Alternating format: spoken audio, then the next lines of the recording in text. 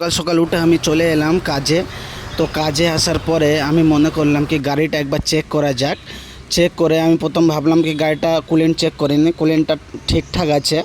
তারপরে আমি ভাবলাম কি গাড়ির ইঞ্জিন অয়েলটাও চেক করে নিই। তো ইঞ্জিন অয়েলটা চেক করতে গিয়ে আমি দেখলাম ইঞ্জিন অয়েলটা অনেক কম আছে।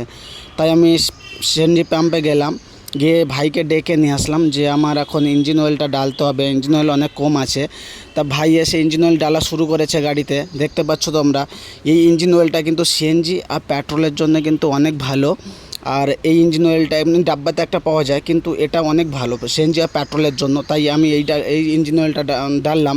ডালার পরে আমি গাড়ি উঠে বসে পড়লাম, বসে চলে গেলাম অফিসের জন্য বেরিয়ে গেলাম। তারপরে যেতে যেতে দেখি রাস্তায় একটা সুন্দর ভিউ। তো আমি বললাম কি তোমাদের সাথে এই ভিউটা শেয়ার করি। তো দেখতে পাচ্ছ কত সুন্দর একটা ভিউ।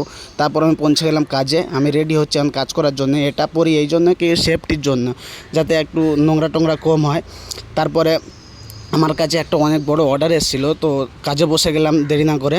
কাজে বসে আমি ঢাক্কান বানাতে শুরু করলাম। 2000 পিসের অর্ডার আছে আমার এখানে।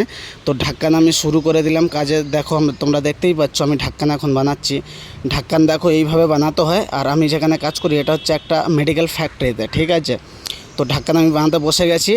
বসার পরে ফের আমাকে দিদি ডেকে নিয়ে গেল যে এখন এখানে প্রেস করতে হবে। আজকে প্রেসম্যান আসেনি, তো তার জন্য আমি প্রেস করা শুরু করেছি। তোমরা দেখতে পাচ্ছ আমি কিন্তু এখন প্রেস করা শুরু করেছি। আজকে প্রেসম্যান আসেনি, তার জন্য প্রেস করার জন্য দিদি কিন্তু আজকে আমাকে ডেকে নিয়ে এসছে।